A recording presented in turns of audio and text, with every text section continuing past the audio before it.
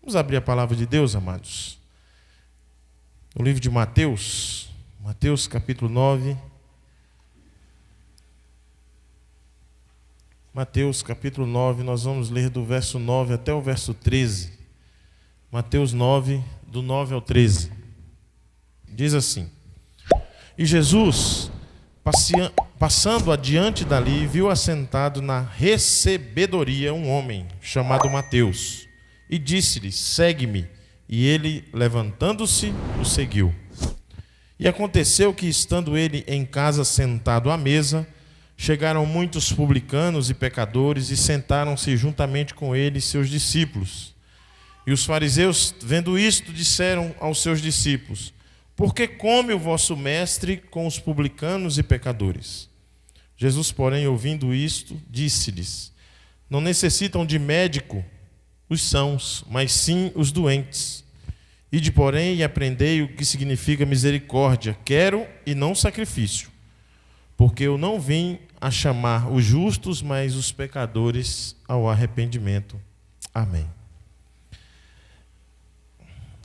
Glória a Deus. O texto da palavra de Deus lido, né? Amados, igreja, né?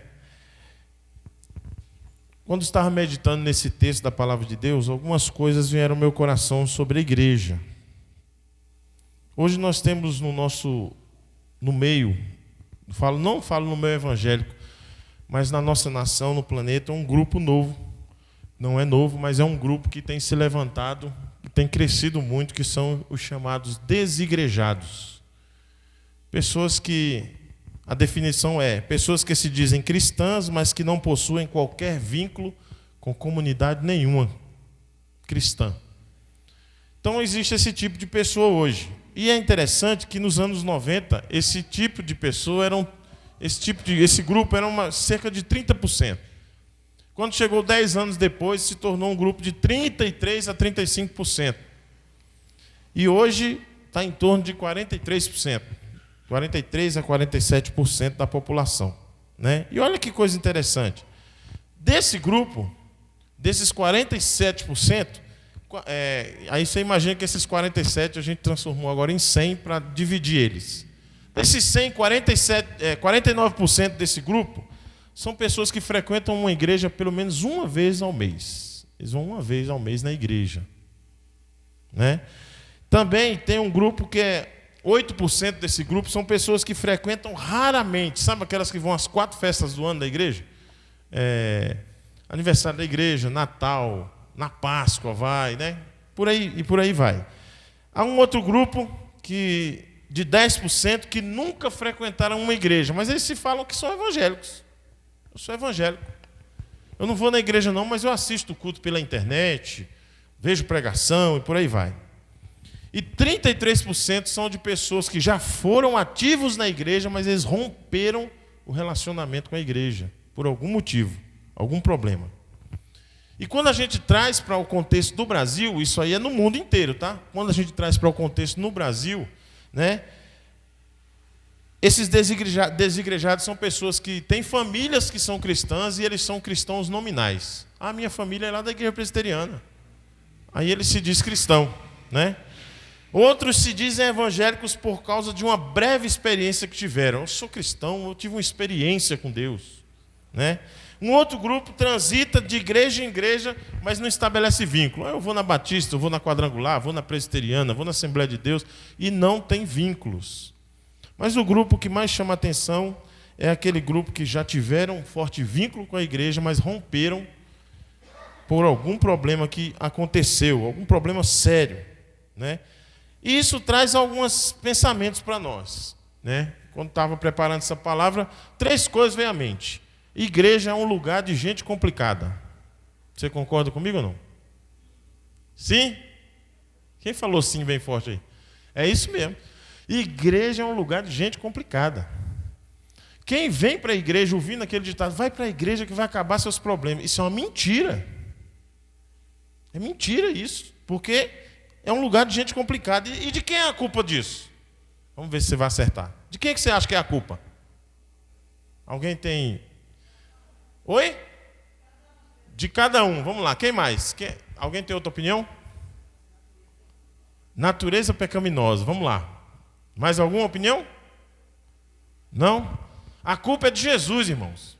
A culpa não é nossa, não. É de Jesus. No texto a gente pode ver isso. Olha o texto aí de novo, capítulo 9. Ele começa dizendo assim: saindo Jesus, ele viu um homem chamado Mateus. Você sabe quem era Mateus? Tem um...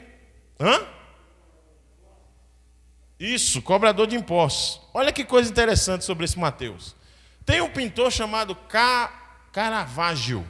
É um italiano, ele fez uma pintura desse chamado de Mateus. E ele fez uma pintura de uma taberna, ou seja, parece uma caverna onde o pessoal bebe, faz festas e tal. E as pessoas estavam reunidas dentro daquela taberna. E o Mateus era o mais triste, que estava cabisbaixo. E Jesus está lá junto com ele, com aquelas pessoas ali naquela taberna, conversando. Estavam sentados várias pessoas na pintura, mostra isso.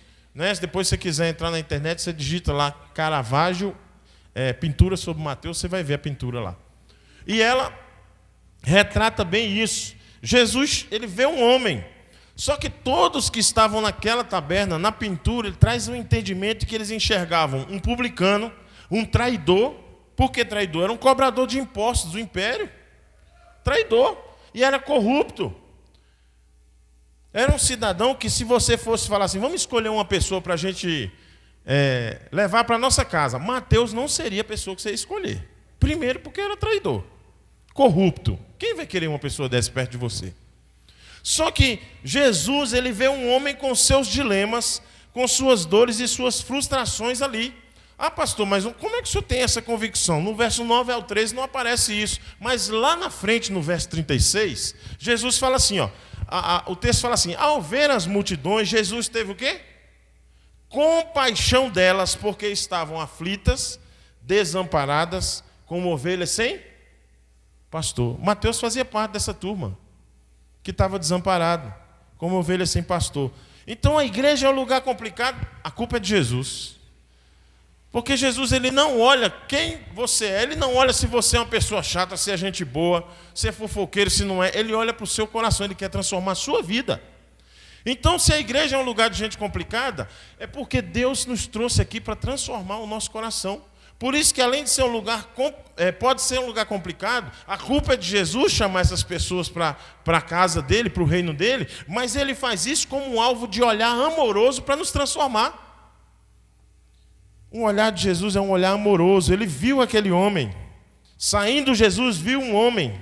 E é um lugar, apesar de complicado, a igreja, é um local onde Deus chama as pessoas a uma reconstrução.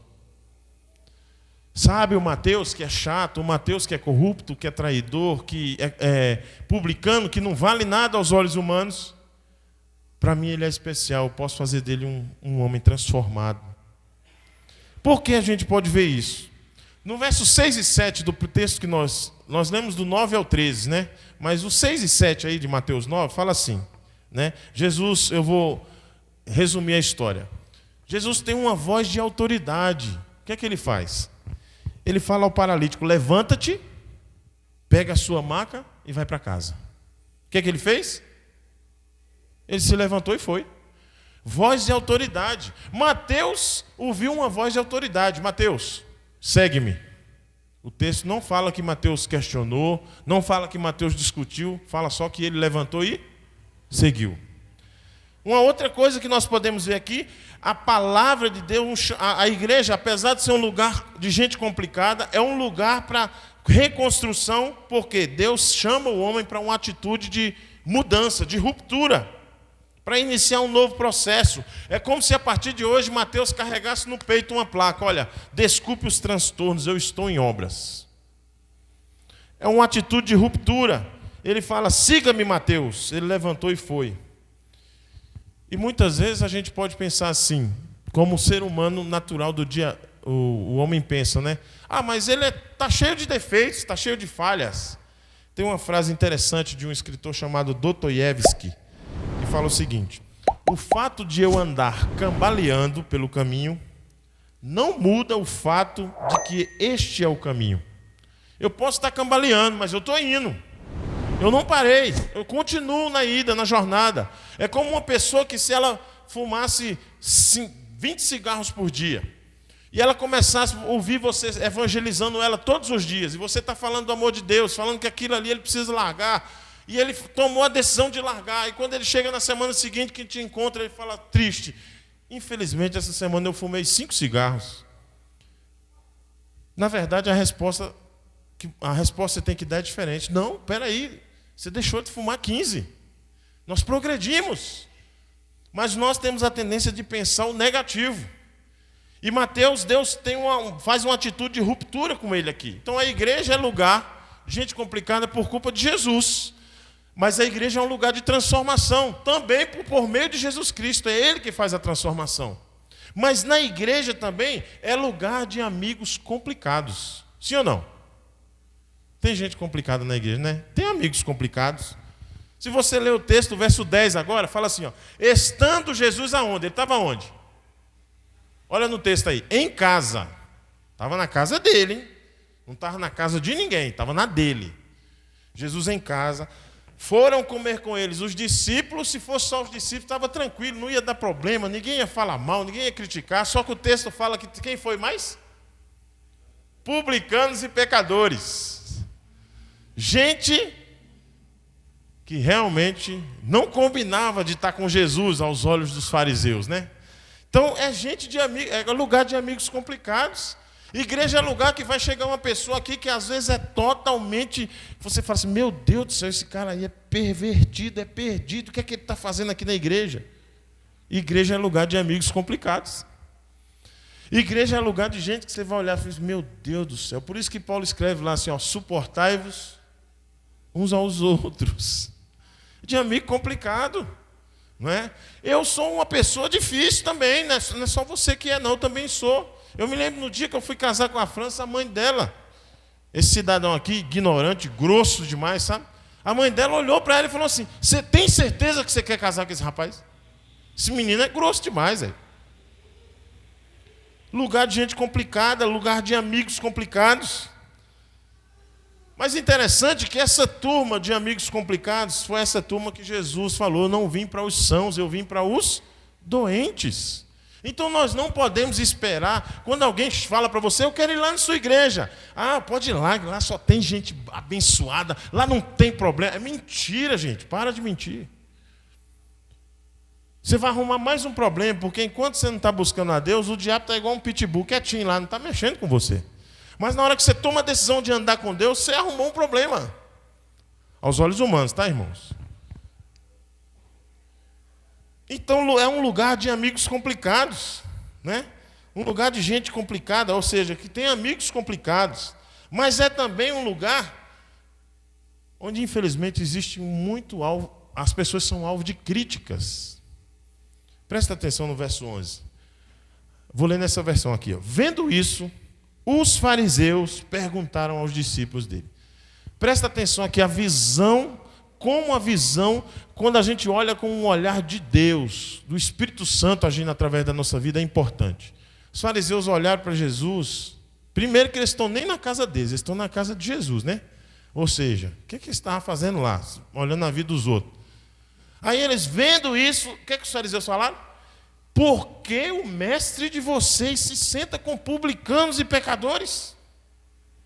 Parecia uma turma que Jesus... Parecia não, era uma turma que Jesus estava andando e eles ficavam assim, ó, vigiando Jesus, para onde Jesus ia. Vamos ver o que Jesus vai fazer agora. Hoje é sábado, vamos ver se ele vai curar. Curou, olha aí, quebrou o mandamento, quebrou a lei, está errado. Você está entendendo? A igreja é lugar de gente complicada. Tem pessoas complicadas na igreja. Mas Jesus responde ao alvo dessas críticas e ele fala o que eu disse aqui, ó. Olha, eu não vim para os sãos, eu vim para os doentes. Eu vim para pessoas que precisam mesmo. Essa frase interessante aqui, ó, do Philip Yancey: o que nos afasta do evangelho do reino de Deus não são os nossos pecados e imperfeições, mas é a percepção equivocada de que nós somos, a percepção equivocada de nós mesmos, a qual nos afasta de acreditar que somos bons e justos. A gente acha que a gente é perfeito. A gente acha que a gente é melhor que o outro. Irmãos, a única diferença que tem do Jefferson para aquela pessoa que está totalmente perdida lá fora, suja, maltrapilha, é porque Jesus entrou na minha vida. E entrou na sua.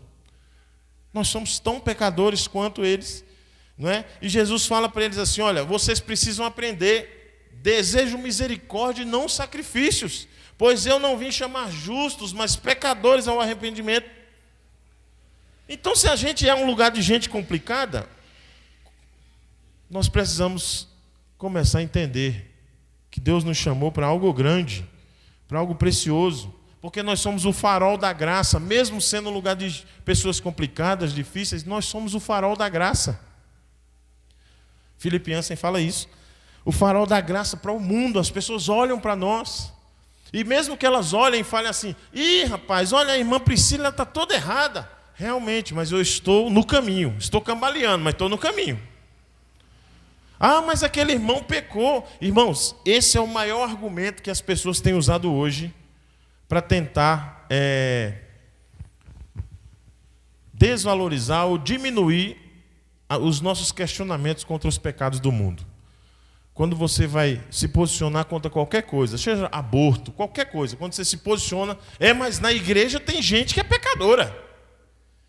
E a resposta nossa é o quê? Realmente, tem. Mas nós estamos em busca da perfeição, não somos perfeitos.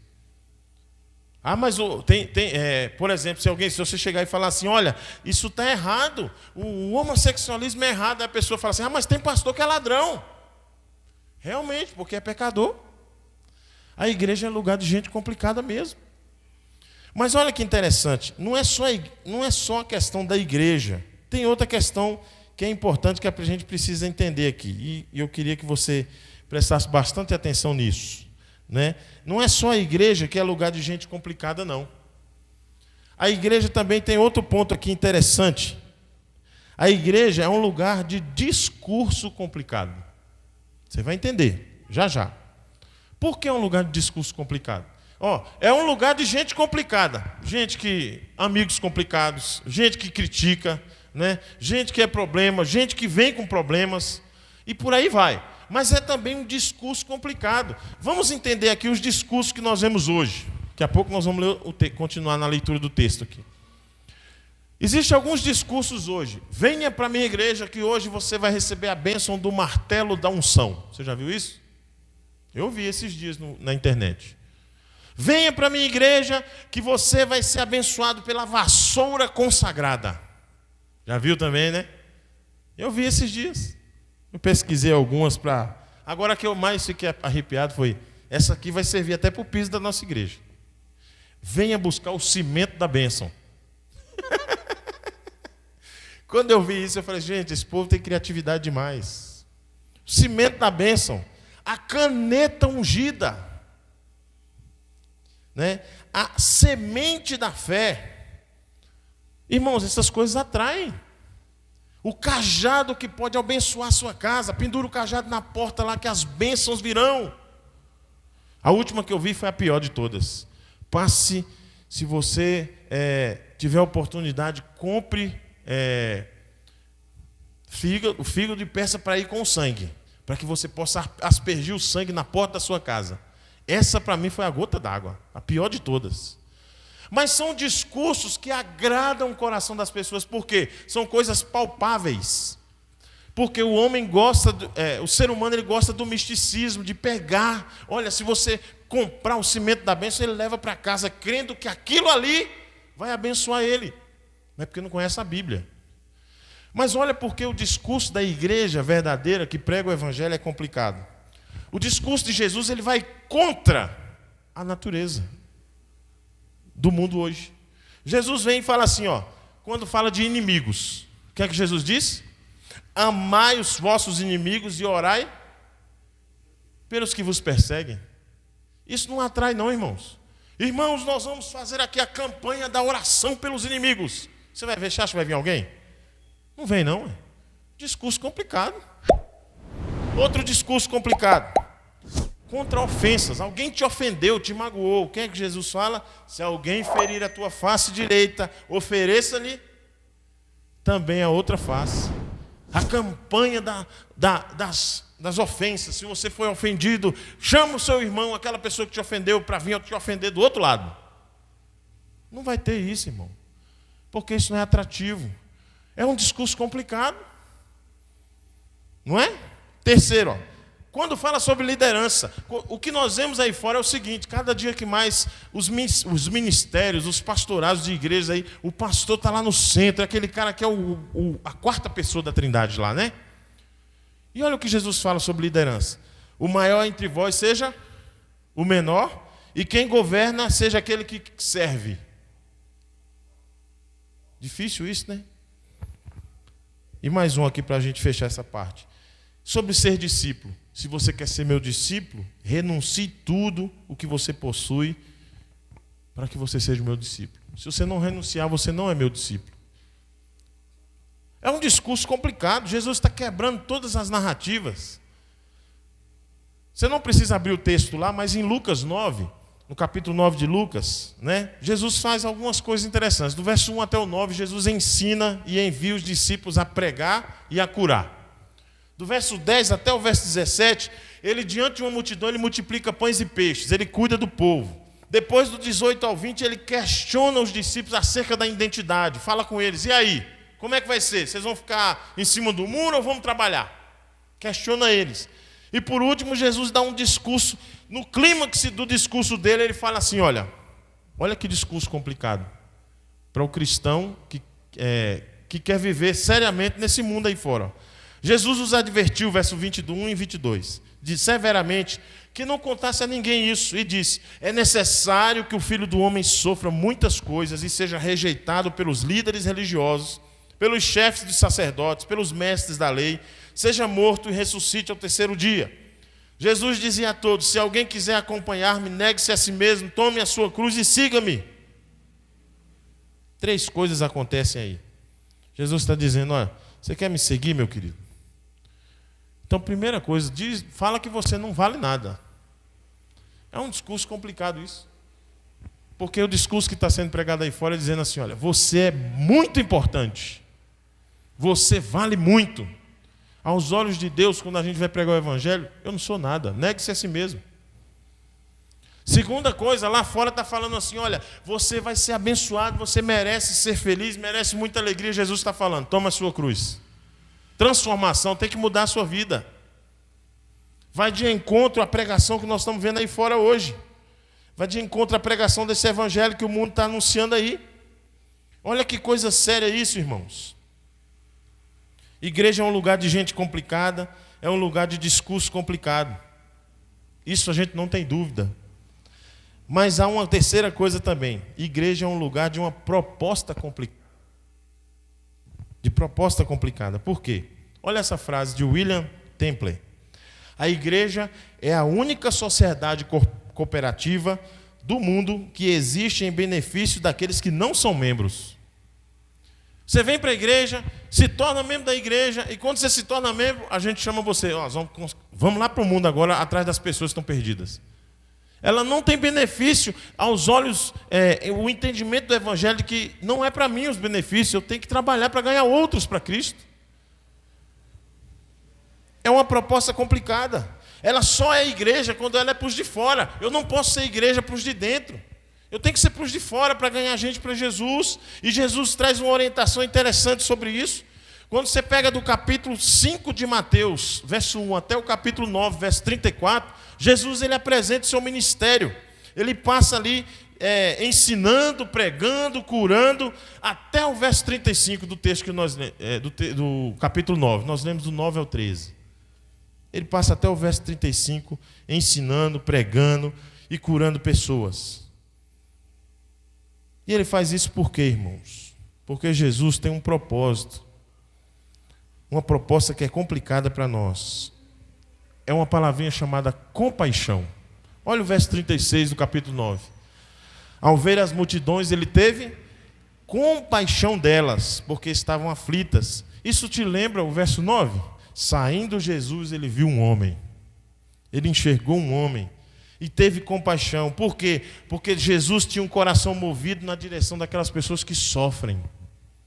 coração de Jesus estava voltado para as pessoas que estão machucadas, que estão feridas, que estão precisando de alento. Por isso que ele fala que, olha, as pessoas estão como ovelhas que estão sem pastor, estão aflitas, estão desamparadas, elas precisam do cuidado. Então é uma proposta que é complicada. Porque hoje nós sempre queremos dizer que, pastor, é muito difícil discipular uma pessoa, porque tem pessoas que estão passando dificuldades. Irmãos, ninguém falou que era fácil. Mas essa é a proposta do Evangelho de Cristo. Compaixão pelos perdidos. A visão de Jesus, ele fala, essas pessoas estão como ovelhas sem pastor, e elas estão perdidas, e elas estão precisando ardentemente do amor de Cristo, da salvação. Elas estão precisando receber o cuidado do Senhor. E Jesus vem trazer uma orientação para mim e para você nessa caminhada, mesmo sabendo que a igreja é um lugar de gente complicada, de um discurso complicado, de uma proposta complicada. Ele vem falar para mim e para você assim no verso 37 e 38, olha lá. Então disse aos seus discípulos: a colheita é grande. Ou seja, presta atenção, meus queridos, há uma oportunidade para vocês. Tem uma oportunidade aí, meus discípulos. A colheita vai ser grande. Mas eu quero dizer para vocês um problema que tem. Os trabalhadores são poucos. Vai ter luta. Vai ter dificuldade para você ser igreja. Irmãos, nós estamos provando disso aqui na nossa caminhada, no curso de homilética aqui. Nós somos surpreendidos pelo irmão aqui que compartilhou isso com a gente. Pastor, se eu pregar do jeito que o senhor está ensinando aí as escrituras, eu vou ter dificuldade. Por quê, irmãos? Porque a igreja, no geral, ela não quer o discurso complicado. Ela quer um discurso fácil. Qual é o discurso fácil? Vem para a igreja que Deus vai te abençoar. Vem para a igreja que você vai ser próspero.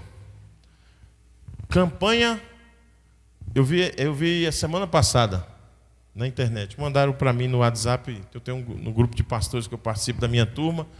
Um pastor falou assim: olha, aqui na minha cidade uma campanha que está tendo. Campanha dos milionários. E as pessoas vão porque é um discurso bom, gostoso de ouvir. Já pensou a gente fazer uma faixa bem grande e colocar aqui na frente assim, ó, campanha da colheita grande, mas os trabalhadores são poucos. E a verdade é, negue-se a si mesmo e tome a sua cruz. Será que vai vir gente? Porque não é um discurso agradável. Porque isso vai gerar esforço do nosso coração. Nós vamos ter que sangrar na própria carne, tirar o nosso pecado. Ter que limpar em nós. E Jesus fala para eles assim: olha, eu mostrei a oportunidade, falei para vocês o problema, mas eu tenho um imperativo para dizer para vocês, meus discípulos. Peçam, façam uma oração, pois o Senhor da seara, Ele vai enviar trabalhadores. Ou seja, o mesmo Jesus que falou assim, ó, tem uma oportunidade, mas tem uma grande dificuldade. Eu também quero te dizer que há uma grande solução, que é o Deus da seara. Apesar das dificuldades, apesar de sermos pessoas complicadas, de termos gente difícil, irmãos, nós somos difíceis de lidar. Apesar do discurso ser difícil, da proposta ser difícil, o Deus da seara está falando para mim e para você: ora. Põe o joelho no chão e fala assim: Senhor, manda trabalhadores. Só que aí eu queria aplicar agora nos nossos corações 4 coisinhas para a gente fechar. Primeiro, se você entendeu que a igreja é lugar de gente complicada, o discurso complicado e a proposta complicada, primeira coisa que você tem que fazer é tomar uma decisão hoje de fazer parte da comunidade dos discípulos de Jesus. Ou seja, parar de reclamar e trabalhar. Porque o mundo está cheio de pessoas assim,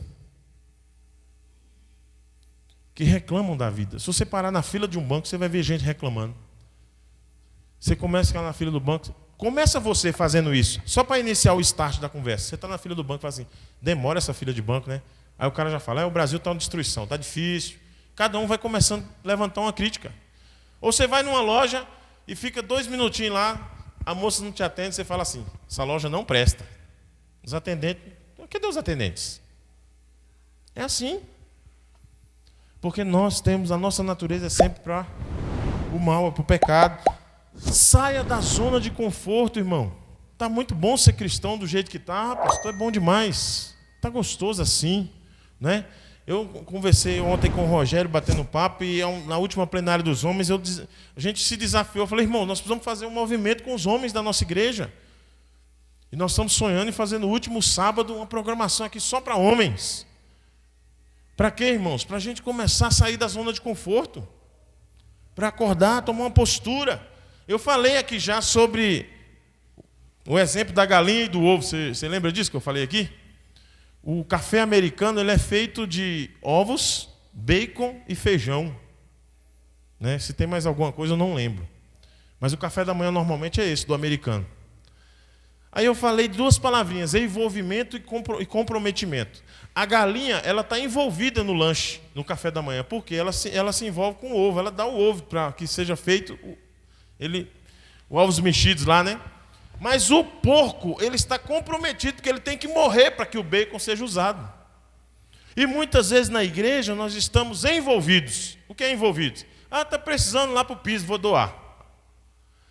Aí como é que está a igreja aí, pá? Ah, nós estamos pensando em fazer dinheiro. Só, sabe, está entendendo? Eu estou transferindo a responsabilidade. Irmão, nós estamos precisando de pessoas que nós vamos fazer um mutirão para pintar a igreja. Aí quando eu quero só me envolver, eu falo assim, quanto é que é a lata de tinta? Eu quero ajudar a pagar. Por trás tem outra coisa mais séria, sabe o quê? Eu quero só me envolver, eu não quero me comprometer. Aí lá. Porque isso vai custar suor meu, vou tirar meu tempo. Comprometimento vai muito mais além do que se envolver, irmãos. Eu me lembro conversando com os presbíteros, irmãos da igreja, que essa igreja foi construída com mutirões, não é isso? Quantas pessoas se comprometeram?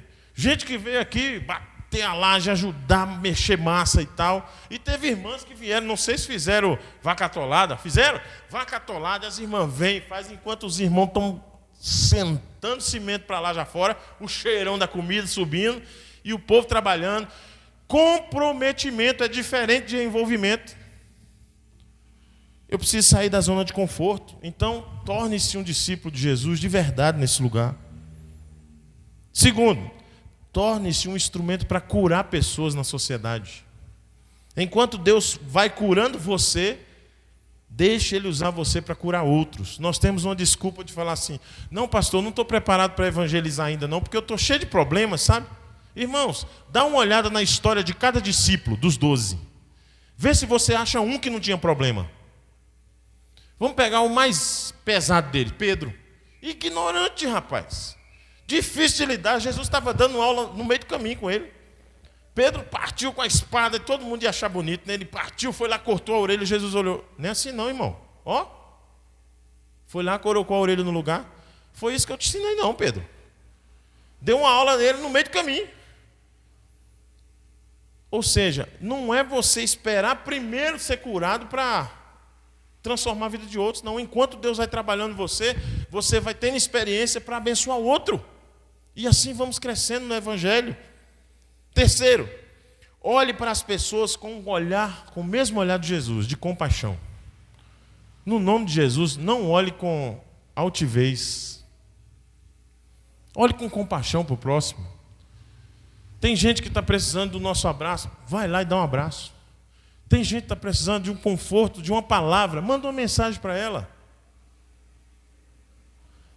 Essa semana não, mais de um mês atrás, eu fiquei sabendo de um pastor da nossa denominação que foi despojado. E a semana passada ele completou o aniversário, eu mandei mensagem para ele. Mandei mensagem, falei que eu tenho orado pela vida dele, né? Falei, pastor, estou querendo ir aí fazer uma visita ao senhor, uma segunda-feira. Eu e mais 2 pastores, ele está lá em Manhuaçu.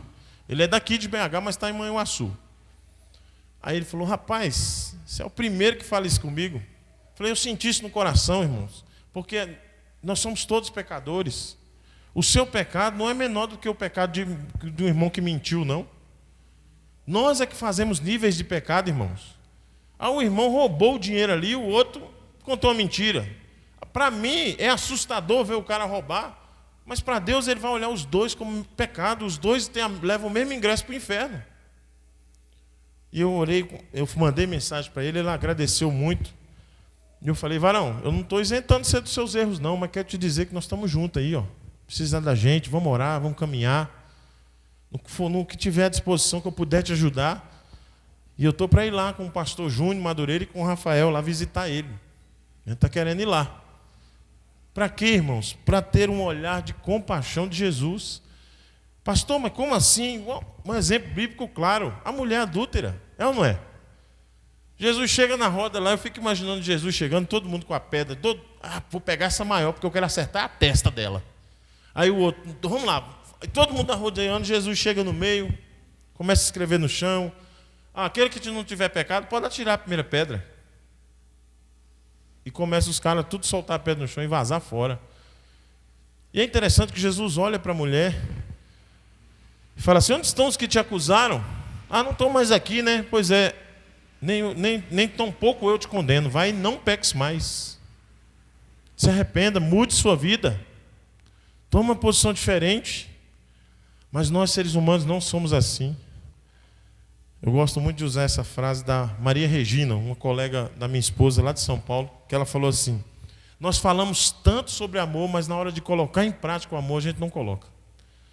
Um irmão pecou, a gente vai lá e sameia pedra nele, joga, não presta, não vale nada.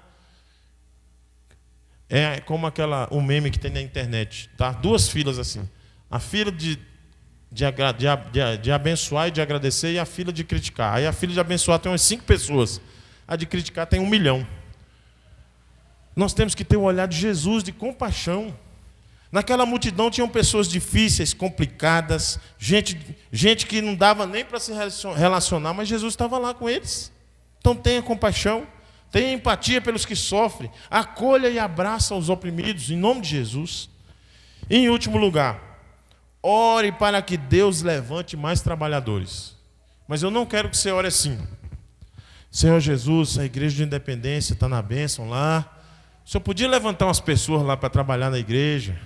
Eu não, né, Deus? Porque eu estou cansado. Está errado, irmão. Primeira coisa que eu já quero te avisar. No reino de Deus não tem o quê? Aposentados. No reino de Deus não tem aposentadoria. Mas eu sou um velho, pastor, não aguento carregar nada, nem um banco, não aguento bater laje, pastor. Mas você aguenta orar. Toma uma posição de começar a orar pelo trabalho. Você pode abençoar seus vizinhos com oração, falando do amor de Deus para eles. Se cada um dedicar hoje, se você hoje decidir, até o ano que vem eu quero trazer uma pessoa para Cristo. Nós estamos, vou falar os que estão aqui na igreja, hein? 9, 10, 11, 12, 13, 12, 15, 16, 17. 4, 5, 6, 7, 8, 9. Nós temos 32 pessoas aqui na igreja. Se cada uma se tomar a decisão de falar assim, eu vou levar um para Cristo, no ano seguinte, com a mesma data, nós teremos 60 pessoas. Olha que coisa interessante. Irmãos, não há mecanismo de evangelização, não há... fugiu o nome. Não é projetos, não é outra palavra. Não há mecanismos para trabalho de igreja que vai fazer a igreja crescer maior do que você decidir ganhar uma pessoa para Jesus. Você decidir hoje falar assim, eu vou trazer um amigo meu para Cristo. Tem que começar de você e de eu. Como eu posso fazer isso? Fazer como Jesus fez. Verso 9 do texto fala assim, saindo Jesus viu um homem. Você pode decidir hoje. Saí para trabalhar e eu lembrei de fulano de tal. Vou começar a orar por ele a partir de hoje. Senhor, me dá uma oportunidade que eu quero trazer fulano para servir o Senhor. Começa a orar. A oportunidade um dia vai aparecer. E quando ela aparecer, você não pode jogar fora. Pede a Deus. Ore para que Deus mande trabalhadores. Mas se você não quer trabalhar, não atrapalha. Não faz como os fariseus. Chegou na casa que não era dele, que era de Jesus, ficou olhando lá, aí chegou para o discípulo Elias. Vem cá, o que é que o irmão eu está chamando publicanos e pecadores lá para dentro da casa dele? Está errado. Não é esse o nosso papel. Então, seja o primeiro a se dispor a ser usado por Deus nesse lugar. Comece por você. Não espere o pastor, não espere diáconos, presbíteros. Comece, eu vou começar a orar por alguém hoje. Um vizinho meu, um colega de trabalho, para ganhar ele para Jesus. Eu quero ver gente sendo transformada. Porque apesar de sermos uma igreja, que a igreja ser um lugar de gente complicada, de discurso complicado, de proposta complicada, eu quero te dizer uma frase do Charles Swindoll, que eu achei muito interessante. É melhor viver no fedor da arca do que morrer no dilúvio. Já ouviu essa frase? É melhor viver no fedor da arca. Por que no fedor da arca? Imagina Noé, sua esposa e os 3 filhos e as mulheres dele lá no meio daquele monte de bicho. O tanto de cocô que tinha ali, porque ficaram um monte de tempo lá. O cheiro devia estar muito bom, né, irmãos? Dentro daquele lugar. Ah, mas eles limpavam, mas até limpar suja, irmão. É melhor viver no fedor da arca do que morrer no dilúvio. Qual a analogia que ele quis dizer? É melhor viver na igreja, onde está cheio de pecadores, de pessoas querendo se arrepender, buscar o Senhor Jesus, onde a gente vai ter problemas, vai ter lutas, do que morrer no dilúvio do pecado lá fora. Quando eu li essa frase, eu falei assim, não, que pancada, mas é uma verdade. Eu sou pecador, sou cheio de falhas. A Daiane é pecadora, cheia de falhas. O Alexandre, o Valdiondô, cada um de nós cheio de problemas e falhas. E se esses problemas e falhas tivessem cheiro, o que você acha que ia acontecer? Nós íamos feder muito. O ser humano, se você ficar 2 dias, será? Sem passar um desodorante? Precisa de tudo isso? Não, né? Acho que não, né? 2 dias sem passar um desodorante, sem tomar banho. Fica 2 dias para você ver o que acontece. Já começa a ficar agoniado, é ou não é? Eu falei esses dias que lá em casa é mais fácil ficar sem energia do que sem água, viu, irmãos? Sem energia você acostuma com o escuro, acende uma vela.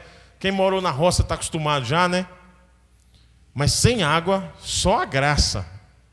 Então, irmãos, apesar de tudo isso, apesar de todos os problemas que a igreja tem, eu quero te fechar a palavra dizendo assim, que é precioso fazer parte do povo de Deus, porque nós temos um Deus que olha para nós e ainda faz milagres no nosso meio.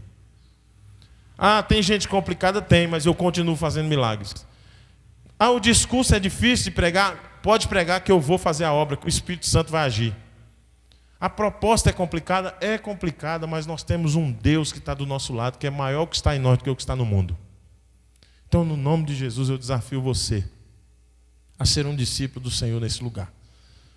E por mais que quando você encontrar algum desigrejado que falar assim, eu não gosto de igreja não, pois eu amo a igreja, porque apesar de ser um lugar de gente difícil, de gente pecadora, é o lugar onde eu sinto a presença e a comunhão do Senhor, em nome de Jesus. Amém, irmãos?